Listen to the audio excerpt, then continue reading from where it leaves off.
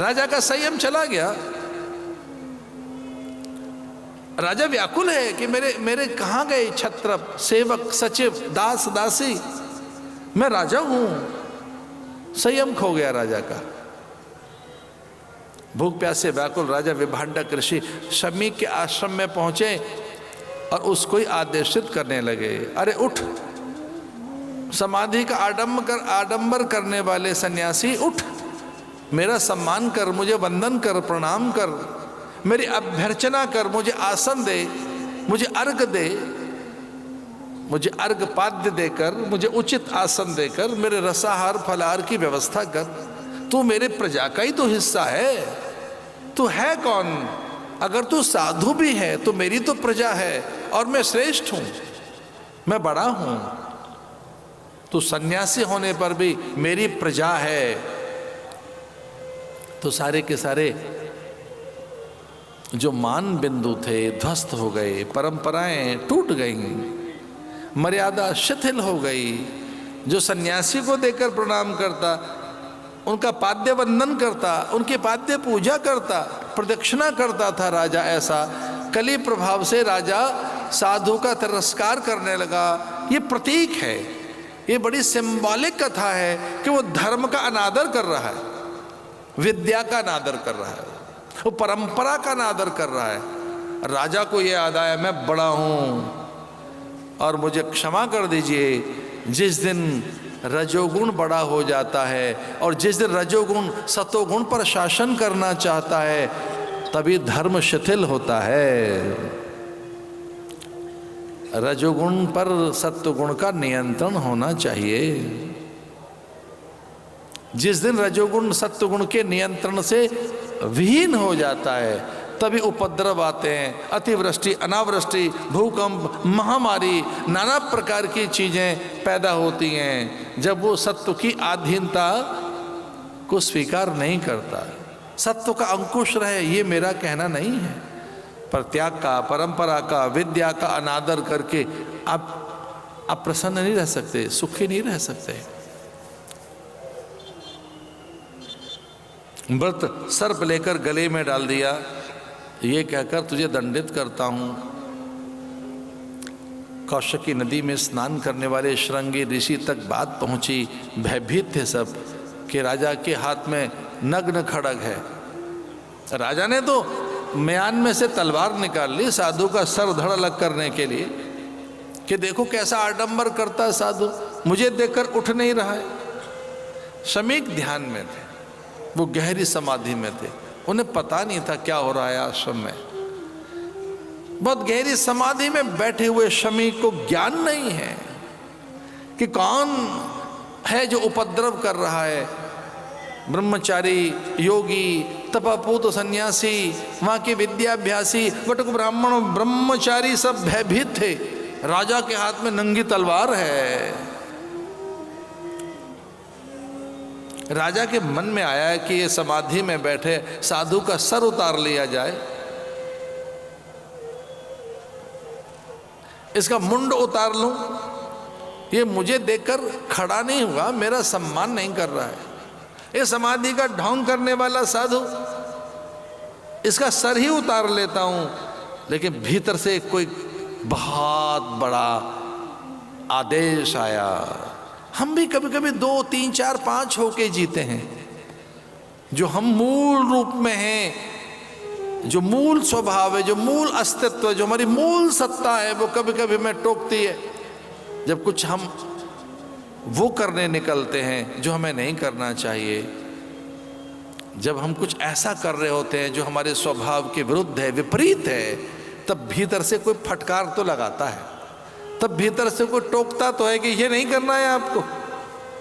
और ऐसे भीतर के परीक्षित ने चित्कार करते हुए राजा को आदेशित किया, राजा अनर्थ हो जाएगा, हिंसा नहीं करना, इतना ही काफी है, आपने साधु का अपमान कर लिया। तो वो खड़ग रख ली म्यान में। लेकिन आश्रम में यति, योगी, तपपूत सन्यासी, वे बटुक ब्रह्मचारी, वे सब के सब भयभीत थे। और उन्होंने समाचार दिया श्रृंगी को। शमीक पुत्र श्रृंगी सूर्य को अर्घ दे रहे थे उस समय।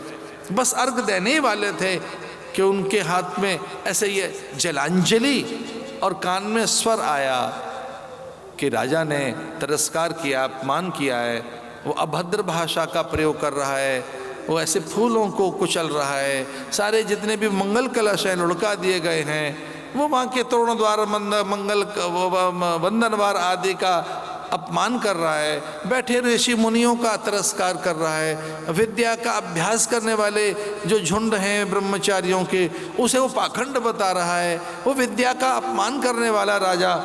ये सुना कान में तो उबलने लगा जल, जैसे मानो नियति,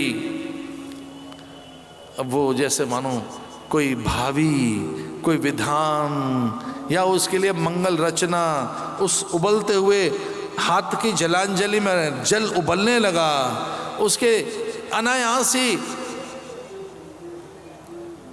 वो दांत भींचने लगा, माथे पर उस तमतमाता हुआ एक तेज, और रोक नहीं सका वह, जैसे मानो नियति लुढ़कती हुई उसकी जिह्वा से बाहर निकली और वो भयानक श्राप दे गई। इत लंघित मर्यादम तक्षकः सप्तमे अहनी दंक्षयति स्म कुलांगारम नोदितो मे तद्रुहम् नोदितो मे तद्रुहम् दक्षन्ति स्म कुलंगार।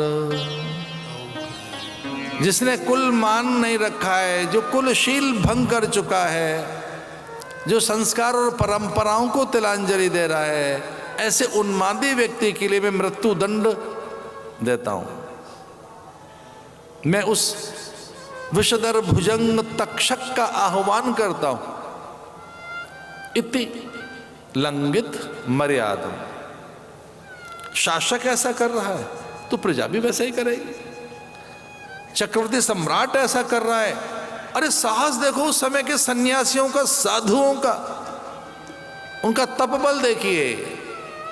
और एक और बात कहना चाहता हूं, उस पर कोई विवाद नहीं चाहिए, लेकिन इस देश में ये ध्यान रहे, इस देश में सदा सदा लोकतंत्र रहा है, कभी भी यह राजतंत्र नहीं रहा। यहाँ साधु संत महात्मा अथवा विद्वान मनीषी और ब्रह्मवेत्ता अथवा ऊर्ध्वरेता अथवा वे जो सभ्य नागरिक हैं वही अपना राजा चुनते रहे हैं। उसकी बड़ी बड़ी परंपरा है। धर्म यहाँ अथवा बुद्धिजीवी विचारक मनीषी ज्ञानी गुणी सभ्य और यहाँ के वे चरित्रवान प्राणी अपना राजा चुनते रहे हैं। ओम गणानान्त्वा गणपति गं हवामहे। दो लोगों ने मिलकर एक को मान लिया, फिर चार ने एक और उसको मान्यता दे दी। इस प्रकार से गणपति, गण का समूह जब राजा बनता था, जैसे उसके माथे पर मुकुट रखा जाता तब वो पूछता था कि मैं कौन हूं। तो जनपद, उस समय के जनपदों के अथवा उस समय के अमात्य, क्षत्रप, अतिरथी, महारथी, सेनापति, उस समय के उच्च पदस्थ पदाधिकारी अथवा वे बड़े संत सत्पुरुष, कुल गुरु, धर्म गुरु, राजगुरु सब उठकर खड़े होकर कहते, राजन अब आप राजा हैं। नहीं, मैं तो राजा हूं, पर राजा माने क्या? तो वो कहते हम आपकी आज्ञा के अधीन रहेंगे, आप सर्वोच्च हैं, सर्वमान्य हैं। तो पूछता राजा माने क्या? तो राजा कहता, सब कहते थे आप सबसे बड़े हैं। तो मैं फिर सर्वतंत्र स्वतंत्र हो गया ना, सब मेरी आज्ञा का पालन करेंगे, सेना, सचिव, सेवक, दास सब मेरे अधीन हैं। उन्होंने कहा हाँ सब आपके अधीन रहेंगे, अब आप सर्वोच्च हो गए। तो राजा पता है क्या कहता था? माथे पर मुकुट रखकर, वो परंपरा थी एक, जैसे माथे पर मुकुट आया वो सिंहासन पर बैठा, तो सिंहासन पर बैठकर ही वो फिर उठकर खड़ा होता था और घोषणा करता था राजा कि मुझे कोई दंड नहीं दे सकता, अब मैं सबसे बड़ा हूं, इस धरती का ज्येष्ठ श्रेष्ठ मैं प्राणी, अब मुझे कोई दंड नहीं दे सकता, मैं सबसे बड़ा हूं। तब धीरे धीरे साधु उसकी ओर सरक कर आते मंगल कलश का जल उसके माथे पर छिड़कते, दूर्वांकुरों से अथवा पल्लव थोड़े से अक्षत उसके मस्तक पर डालते हुए कहते, ना राजा ना, आप सबसे बड़े नहीं हैं। जब राजा कहता मुझे कोई दंड नहीं दे सकता, तब उस समय के योगी यति तपपूत सन्यासी कहते थे, नहीं राजा आप सबसे बड़े नहीं हैं। तो मैं सबसे बड़ा नहीं हूं, फिर बड़ा कौन है? मुझे कोई दंड नहीं दे सकता। तब साधु कहते थे, विचारक कहते, उस समय के धर्माचार्य कहते थे कि राजन आपको धर्म दंड दे सकता है, आपको धर्म दंड दे सकता है। जब ये कहता राजा कि मुझे कोई दंड नहीं दे सकता, अब मैं सर्वोच्च हूं, तो साधु मस्तक पर चंदन कुमकुम अक्षत ऐसे लगाकर उनके गुरु आते, माथे पे तिलक कर देते और धीरे से कहते, ना नहीं आप इतने बड़े नहीं हैं, कोई आपको दंड नहीं दे सकता, धर्म दंड दे सकता है, धर्म दंड। और वो देखो हमारी गद्दी पे रखा है, यहां आकर देखिए धर्म दंड करते, उसकी जो मूठ है वो नीचे रहेगी और ऊपर, और न्यायालय में मूठ ऊपर रहती है और दंड नीचे। मैं ये नहीं कहता कि आई एम द सुप्रीम, लेकिन भारत ने ऐसा जरूर कहा है कि धर्म जो सबके लिए है, सबके कल्याण के लिए है, वो बड़ी चीज है, धर्म दंड। ये कहता है मुझे कोई दंड नहीं दे सकता। इति लंघित मर्यादम तक्षक सप्तमे हनि। आप में से बहुत कम लोगों को पता है ये तक्षक का भी स्थान है, ये प्रयाग, ये तक्षक का स्थान है। नाग वासुकी परिवार में तक्षक भी आते हैं, उनका स्थान है यहां पर। 7वें दिन तक्षक आए और तुझे मृत्यु दंड दी जाती है तक्षक के द्वारा। बस इतना सुनना ही था, ये इतना कुछ कहना ही था कि शमी को अच्छा नहीं लगा। उनको पता लग गया कि मेरे पुत्र ने श्राप दे दिया है। लौट कर आया था महलों में राजा, रानी को ऐसा लगा था कि इन्होंने कोई पाप कर्म किया है, कोई अपकर्म किया है, दुष्कर्म किया है। रानी ने निकट आए हुए राजा को देखकर कहा कि ये मैं जानती हूं देव, आपसे पाप नहीं हो सकता, आप धर्मात्मा है, पुण्य आत्मा है, पवित्र आत्मा है, आप स्वयं एक महात्मा हैं, लेकिन मैं आपके आचरण से देख रही हूं आपने बड़ा पाप किया है। आप मुझे देख नहीं पा रहे हैं, इसका अर्थ है आपने कोई अपराध किया। आप छल नहीं कर सकते, लगता है आप ये राज सत्ता जुए में हार कर आए। और मुझे ऐसा भी लगता है कोई बलि है जिसने आपको बांध लिया है, कोई ऐसा पराक्रमी कोई है जिसने आपके सत्य को, शक्ति को, आपकी विद्या को, आपके संस्कारों को बांध लिया है। मैं बंधक राजा को देख रही हूं, मैं बंधा हुआ राजा देख रही हूं जो किसी ने बांध लिया है। आपको किसी आवरण में देख रही हूं। मुझे मेरा पति नहीं दिखाई दे रहा, मुझे कोई एक पापात्मा को मैं देख रही हूं, कोई वो जिसने बड़ा कोई पाप किया है। राजन क्या हुआ है आपसे?